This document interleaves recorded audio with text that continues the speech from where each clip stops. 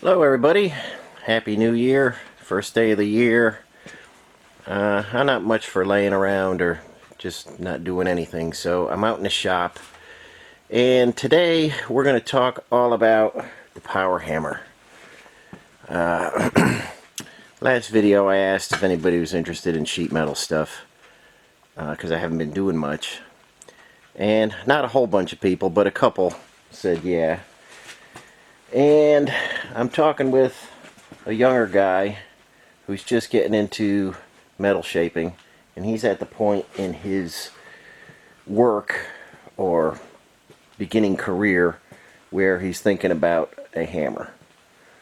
And we're going to talk about dies, we're going to talk about the hammers themselves, and we're going to go over quite a bit. I'm going to show you what each die does. I'm going to show you my die collection, what I think you need. You know, if you've been following the channel, you know I built a wheeling machine and I attach it to the power hammer. We can go more in depth on that if anybody's interested in the wheeling machine, and we can go over various sheet metal stuff. I'm probably gonna, depending on what direction this particular guy goes, if he's gonna build a hammer, buy a hammer, and if this video, if people like this type of video, we can go over the flanger, we can go over the pull max, different ways to get sheet metal parts built. So today's going to be all about the power hammer, and I will show you the operation, the die function, and let's go over to here. I'm going to show you my dies. There's some die stock. Talk a little bit about some wheels there, but we'll get into that later. But we'll go over these one at a time, and I'll show you what's going on. Okay guys, I'm just going to show you a few pictures of when I built my hammer. When I was interested in getting a hammer, they were hard to find, super expensive, and I moved around the country and visited a few guys and tried some hammers. I liked the Yoder style hammer better than the Pettingell. It was a little heavier, and I decided I was going to copy a large Yoder, and they were all cast. Mine is a weldment. So here's the main structure of mine, and that's two pieces of 3/4 plate bent in a U shape and then welded together. When I was doing this, I didn't have a digital camera or anything, so it was just taking pictures with a regular camera. And I came in and I cut some holes out. I cut the four corners with a hole saw, and then torch cut and ground them smooth. It's sitting on a massive 2-inch thick plate, and you can see I fish mount some tubes in there.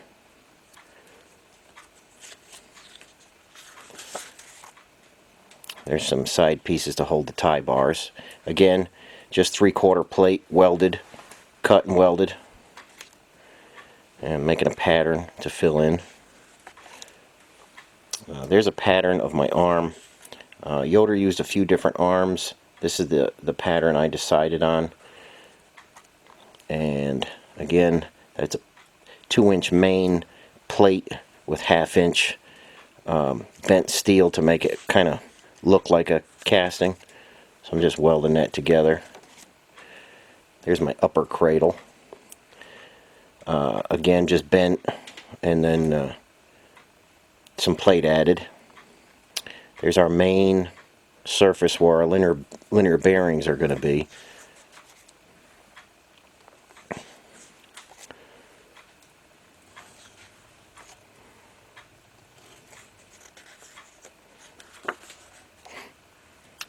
And there it goes, getting painted up.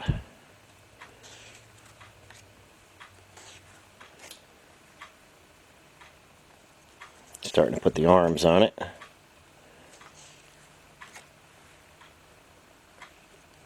I was just using a mag drill for drilling all my holes, and using 1-inch hardware, grade 8 hardware, to attach everything. And I had a torque multiplier so I could get to 1,000 foot-pounds. And there's the upper cradle going in. There's that side going in. This is an Agri-Jeep body. This was when I was doing my first Agri-Jeep.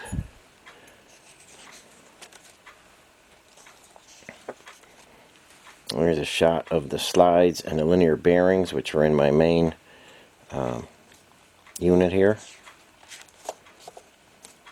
Original Yoders were a dovetail setup with an adjustable gib. I didn't want to do that. I researched and talked with the linear bearing manufacturers, and I'm super happy I went that way.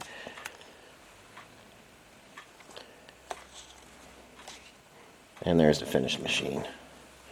It is a double unit. You don't see a lot of doubles these days, or I couldn't find a double, but I wanted to have a dedicated shrinking side and then a side where I change the dies. So I wanted to build it as a double. The Yoder and the Pettingell, they came in somewhere around, I think, about 8,000 pounds. This one is sitting, as you see it right there, at about 14,000 pounds. I kept track of everything I was putting in there. It's about 14,000, a little bit heavier since I added the wheeling machine to it. So it is super, super solid. You can see I have some wood structure in here, and that makes, even though the machine is so heavy, that makes a huge difference. And when you get the harmonics of that thing right, if it's not kind of bolted to the floor, that whole machine will start wiggling around on the floor on you. So about 14,000 pounds sitting right there. And there's a shot of the kind of parts that come off that machine. That is a inner wheel well for a Willys wagon. So when I first built the machine, I started making a lot of parts for a lot of different things. And this was back, I think I finished this back in, it was 98 or 99, 1998 or 1999. And my hammer was finished, and I started hammering back then. And when I would make parts, guys would put them in, and it wouldn't be any trouble.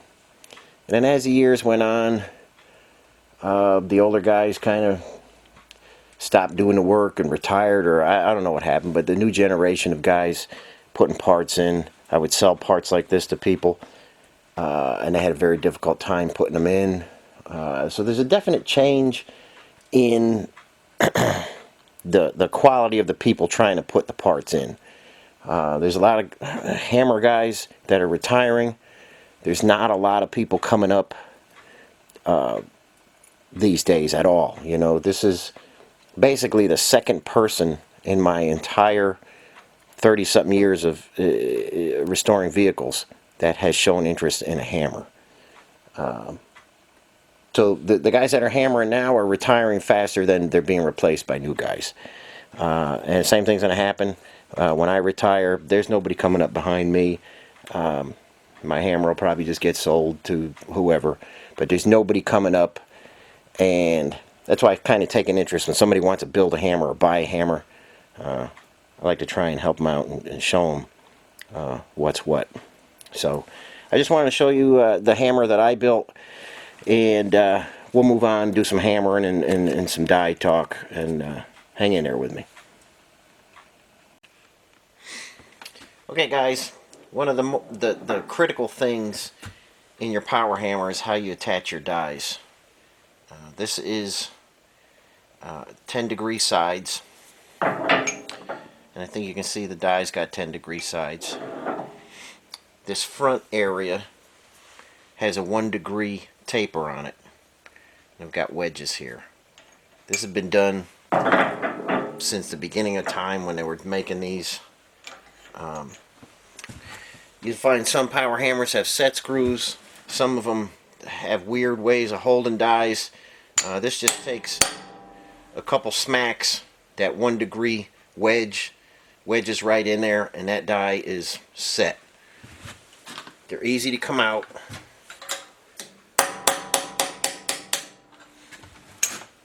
and you can change the die easily. That's the best way I know of to hold dies in. I've tried a few different hammers, and I like this the best. Okay, guys, most people get a power hammer to do shrinking. It's much faster than, say, a wheel stretching, and once you get something with some power, you can shrink very fast on this machine. Now, this side of the machine has these shrinking dies in it, and these dies have been in here since I built the machine. This is always set up with shrinking dies. I have a couple different sets, and we'll go over those when I show you the dies. This is my standard set when I'm just doing some 18 gauge. And again, most of the use for the power hammer, I think, is so you can shrink very quickly and get to your shapes much faster. I'm going to turn this on, and we're going to shrink a piece, and I'll show you what happens when it goes in and how it shrinks it when it comes out. Shrink dies, I think you should probably try and make yourself. There are some people that make them, but I make all my dies myself, and I prefer to do that. There's a lot of different variations of shrink dies, and once you get moving metal around, you'll see what I'm talking about. But let me turn the machine on, and we'll get to shrinking.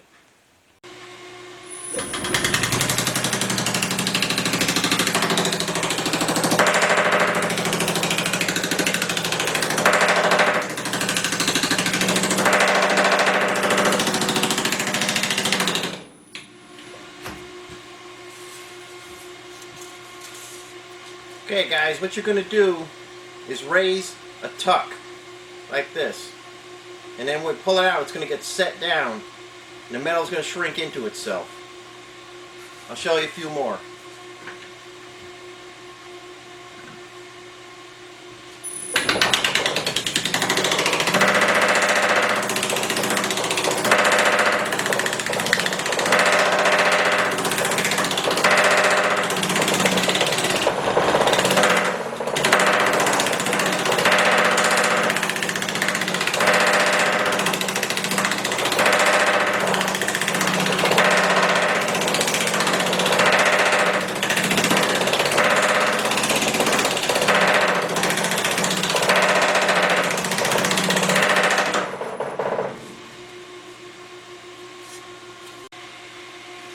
Okay, guys, once you're done with your shrinks, and we're not making anything in particular, once you're done with your shrinks, you need to smooth that out. Now, it's hard to tell, but my shrinks here are not super aggressive. There's some shrinking dies that will really mangle up the panel. You could almost take the panel from my shrinking dies and go right to a planinshing hammer. But we're going to come in here with these dies. Now, these dies I change. I always have a flat die on top and different dies on the bottom, unless I'm using a rubber top die. But there's always a flat die. And we're going to go in, we're going to smooth this area out, and I'll show you what that looks like.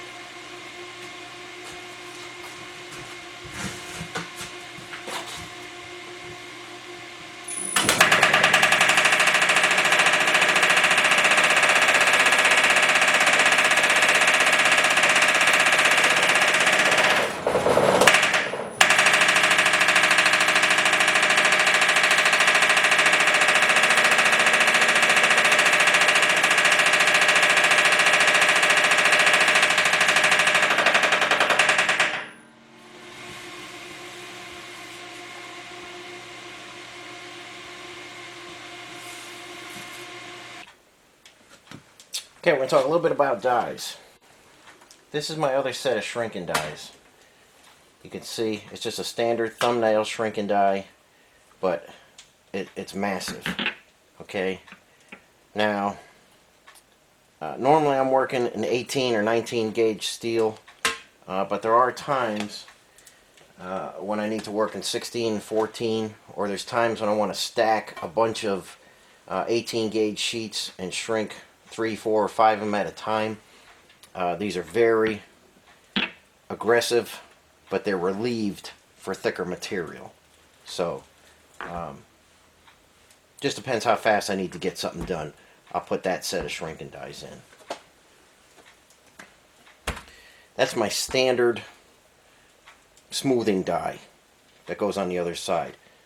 There's going to be, if you're looking at power hammer dies, there's going to be some guys that like a true radius across all the surfaces, and I don't like that. I like a flat surface in the center. That's just how I like to shape. I don't know if you can pick that up in the camera, but you can see a smooth spot right there. That's where that one's hitting. This is just relieved. A true radius die is not going to give you the best surface finish. So I have the one that's in the machine, and I have this one. This one also has a flat on it. Tiny, but it's there. I use this for getting in tight areas, for raising areas real quickly, or specifically for pre-stretching for beads. I use this die. And we're gonna put each one of these in. I'm gonna show you what it does. That's a linear stretch die, and when that goes in, we'll get what's called a reverse curve, flat across the top here, and it moves metal real fast. That is a flat bottom die. Normally you won't use this. I use it for flattening out panels, for taking a panel with beads in it, smashing the beads down to get a pattern. Perfectly flat with radiused edges. I use this quite a bit. You may or may not. I find it super handy. Sometimes if I hem a panel, I'll go in there and just kind of flatten it nice and flat and tight with a flat top and a flat bottom.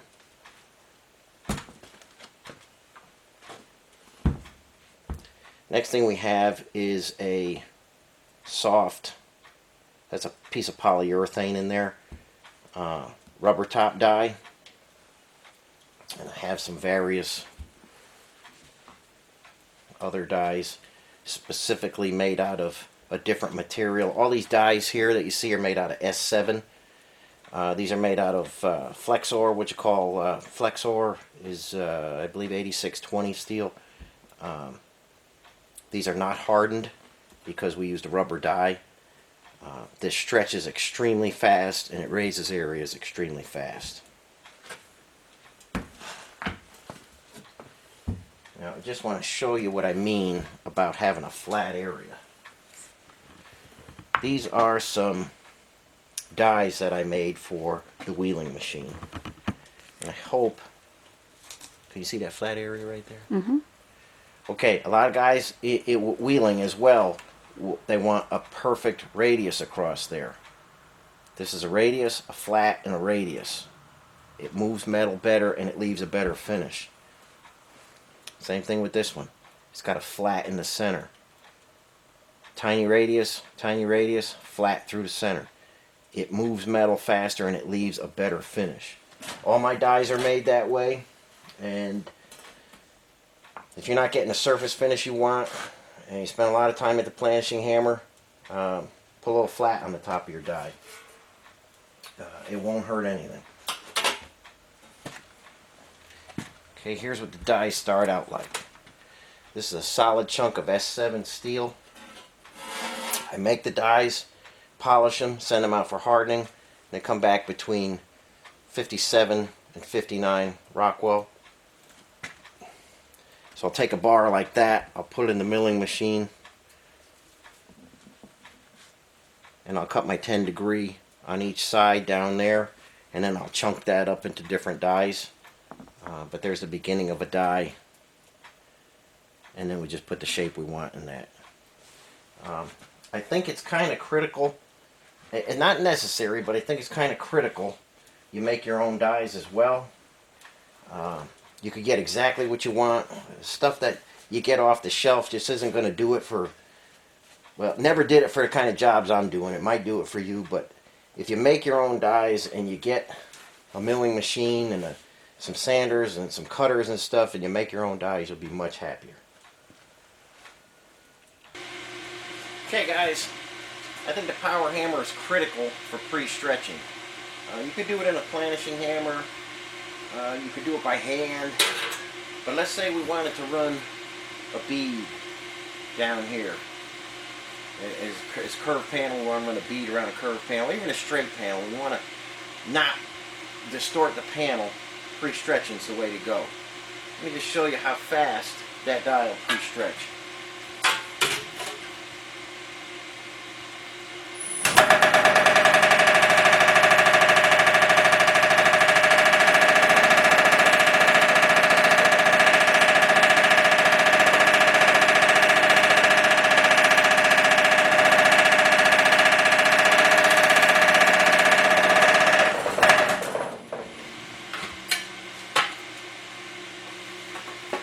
Okay, I'm going to come over closer to the camera and show you what we actually did. Hang in there. Okay guys, just a few seconds. We've got that raised up. This is not distorted, and this is not distorted. When we go put a bead in there, it'll just take the area that's pre-stretched and put the perfect shape to it. You see it on that side, how fast that sharp die moves metal. We go over to Pullmax, get the die we wanted, bang it in there, and we wouldn't have sunken areas on either side of it. Like if we just tried to gather up all that material around a curve, you'd have a big dip on each side. This way here, it's a nice crisp bead. Okay guys, we've got the linear stretch die in there right now. That's going to stretch the material on the end and make it want to come up. We're not shrinking down, it's going to stretch it up.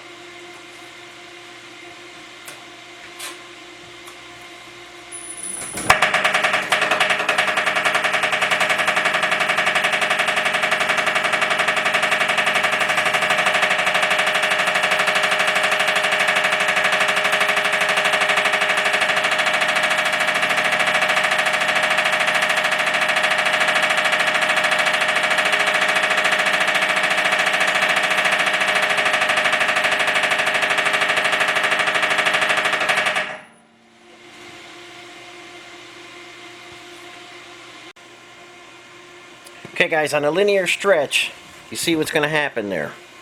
It's going to raise this up. I think you can kind of see that. Now you're going to have to stretch the outside more than the inside, but you can take that as deep as you need it. And depending how much how long a time we hit that and stretched it, that'll start to rise up. So they call a reverse curve. That'll come right up. It could be a straight panel. It can be a curved panel. You stretch that edge, it's going to start walking up. Linear stretch die should be in everybody's power hammer die set. It's a very useful. It stretches real fast, and again, that's how you get a reverse curve on a power hammer. Okay guys, I changed out the dies again. Got the rubber top die. I have a very sharp lower die that goes with this. Remember, we're not going to hit these lower ones with the S7 dies. Now this is good if you want to raise an area real quick, you want to stretch material real quick. It's a whole different way of doing things. Depending on your lower die, you can make a lot of interesting shapes. We're just going to take a piece of 18 gauge and we're going to raise a little area in the center.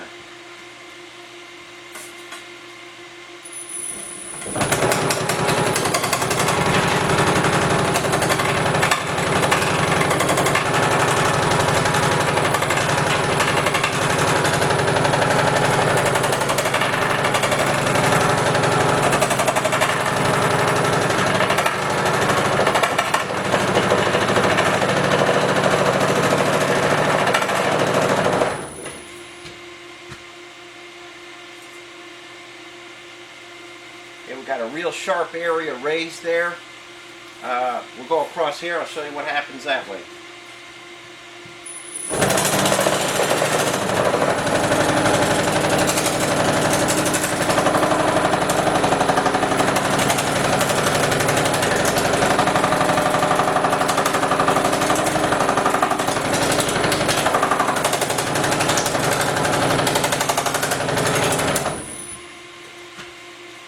See, we started rolling that edge over. Okay, it's just limited by your imagination. You can do a lot with a rubber die. Change your lower, leave your upper, and you can make a lot of different shapes real quickly And you could go over to the Pullmax and refine that if you wanted to, or whatever you want to do. A lot of uses for the rubber die and different bottom dies.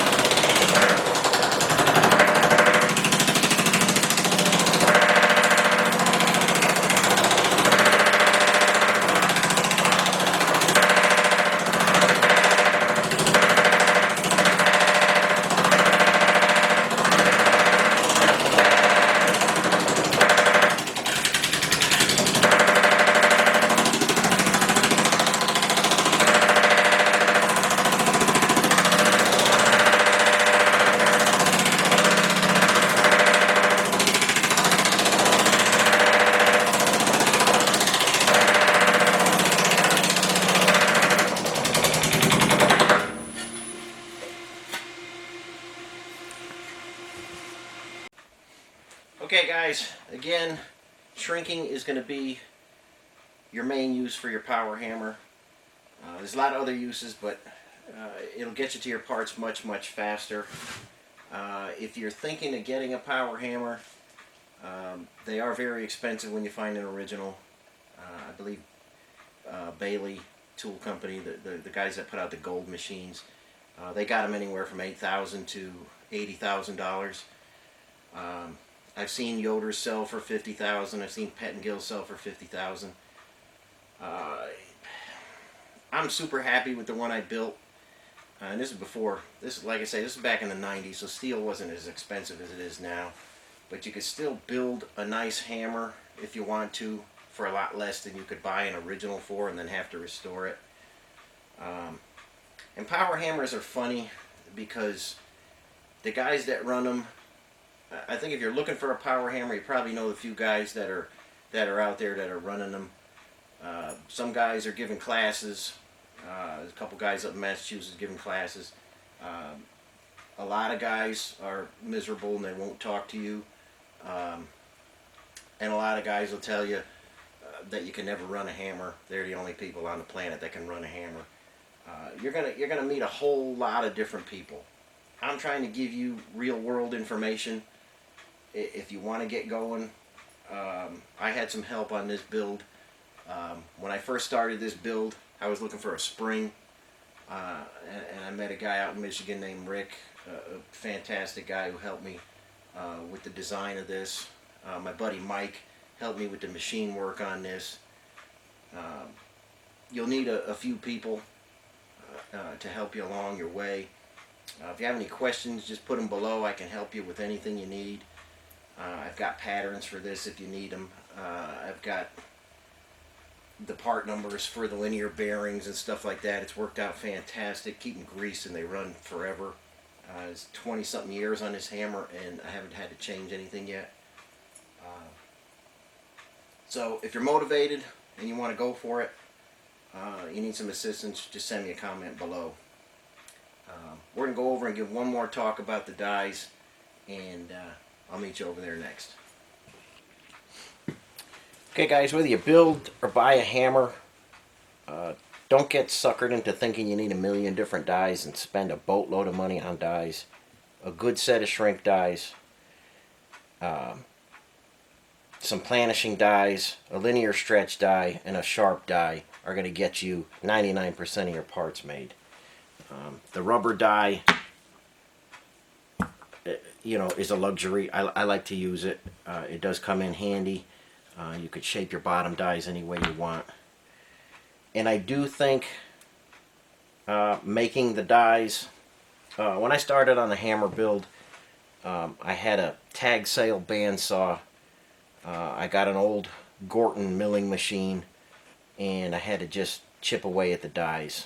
I believe getting some machining skills are critical if you're going to own a hammer, and they're handy in the auto restoration world anyway. A mill, a lathe, you should consider that necessary shop equipment. But a handful of dies will get you where you need to be. And if anybody likes this type of video or anything like that, we can go over other critical tools I think you'll need. Pullmax being one of them. the flangers, super helpful. The wheeling machine, planinshing hammers. If you like this kind of stuff, let me know if you want me to go over each machine individually, and I can do that. But I hope this helps out that guy looking to invest in a hammer. And again, anybody has any questions, just put them below. I'd be happy to answer them. So, first day of the year, we're getting going with this video, and there'll be many more to come. Anything you want to see, just let me know. And thanks for watching. We'll catch you on the next one.